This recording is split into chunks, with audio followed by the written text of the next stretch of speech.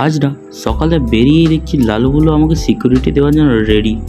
সব পার্লেজির কামাল বস। তো আমার জেড প্লাস সিকিউরিটি নিয়ে আলু কিনে নিয়ে চলে এলাম আমি। চলে এসছে আমার পরম মিত্র তার রাজকীয় বাহনে চড়ে যেতে যেতে হঠাৎ দেখি আমার এক্স কেন রাস্তায় বসে। এক্সকে দেখে আমি ভাবুক হয়ে যাই। তাই আমার পরম মিত্র আমাকে এই ভিউ পয়েন্টে নিয়ে আসে। ভিউ দেখেও আমি যখন আমার এক্সকে বলতে পারি না, পরম মিত্র আমাকে মুড়ি খাওয়াতে নিয়ে আসে।